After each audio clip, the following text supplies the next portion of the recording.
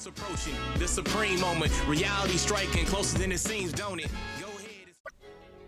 What's good? So I finished my grind for the free-to-play units earlier today, so we're going to do a quick showcase on these two units. This is the Strength West Supreme Kai unit, and we'll go over the stats a little bit, but I did give her level 15 additional attacks and level 11 for criticals, and I'll give you the answer as to why I did that. This is going to be Shin or Supreme Kai, also at 100% as well. In terms of the potential, I gave this guy level 9 for additional attacks and level 17 for criticals.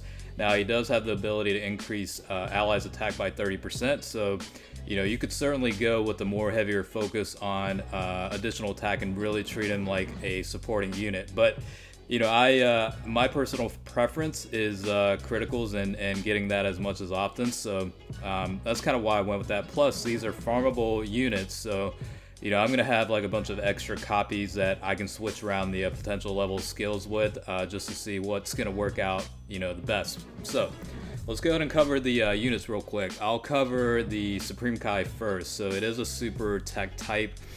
Realm of Gods category, plus 3 key HP attack and defense, increase of 50%. So that is the leader skill.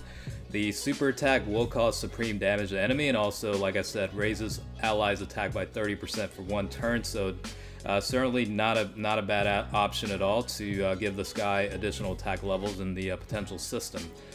Passive skill, plus 1 key in attack and defense, 20% increase per Realm of Gods ally on the team. So you're essentially looking at 5 other allies, ran on a Realm of Gods setup. You're looking at 100% increase to attack and defense, as well as pretty much having the key meter filled up for this guy. So he's going to have pretty much a guaranteed SA every rotation that he's up.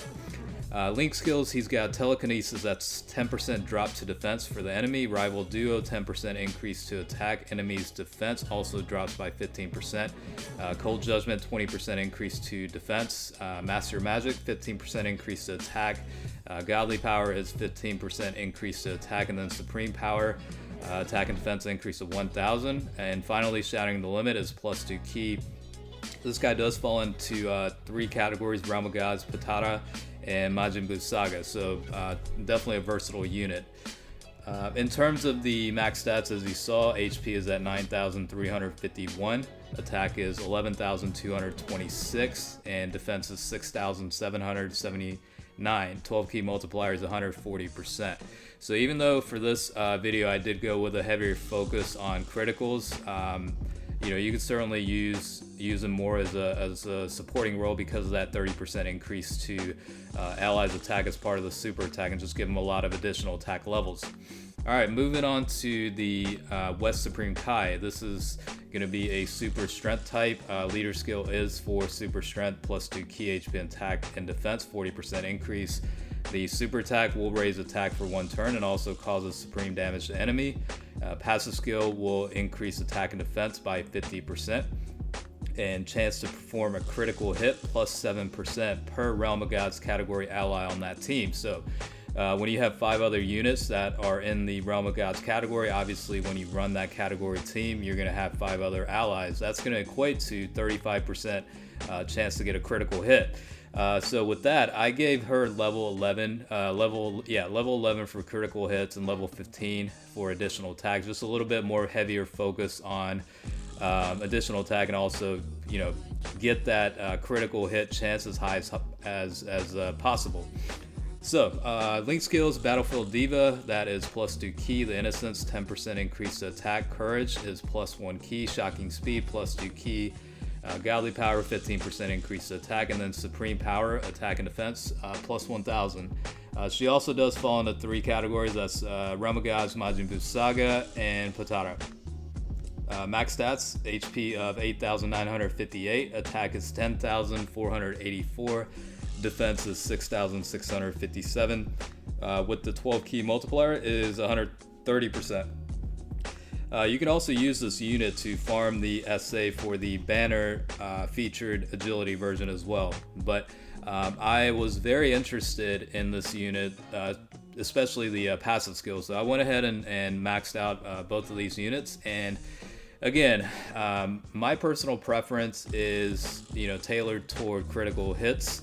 But you could certainly treat these two units really more of a, especially the Supreme Kai, but you could certainly give them levels toward evasion to increase their probability and chance to evade attacks. I mean, the West Supreme Kai already has the built-in chance to get a critical hit up to 35%. You could certainly focus on additional attack and evasion on her potential levels, just to kind of balance out everything and level everything out, just overall balance for the unit itself. But level 15 additional attack and level 11 for critical hits is what I wanted to do, so that's pretty much the format I went with. And plus, you see it in the video, she does get that critical a lot because of that. So that's just my personal preference, but you can certainly go with other formats. The Supreme Kai, I would definitely say, even though my preference again is critical hits, higher levels toward that, that 30% increase to allies attack as part of the super attack definitely makes it worthwhile to give them a much heavier focus on additional attacks. So initially I was thinking about 12 and 14 for the distribution on the potential levels, and I might actually go back and do that just because I don't know. I mean, I'm basically farming a bunch of units of these while the event's running, just to have spare units that I can just use toward changing the potential level skills anyhow.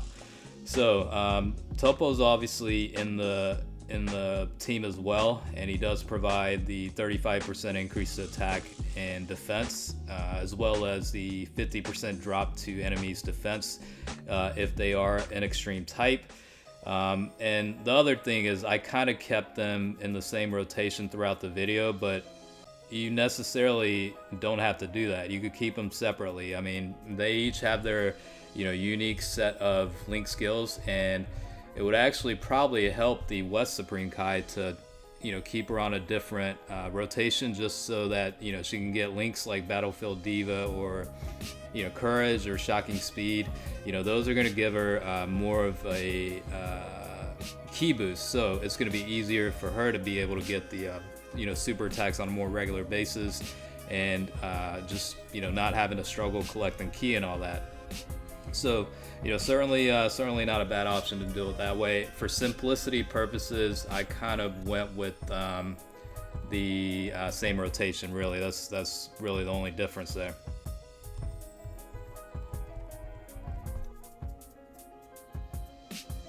Definitely very good free-to-play units, so I was actually very surprised. I mean, I knew what kind of potential they had in terms of their passive skills and whatnot, but seeing them at 100% definitely makes it very interesting, and for me, I think it's worth it. If you're running a Realm of Gods team and you're lacking certain units, can certainly beneficial to have these units on the team.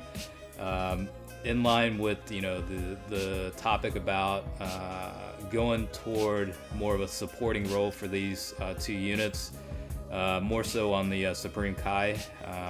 These guys could definitely help out on Super Battle Road as well. They've got the ability to increase attack as part of the super, and then defensive boost based on the Realm of Gods allies on the team, built-in criticals.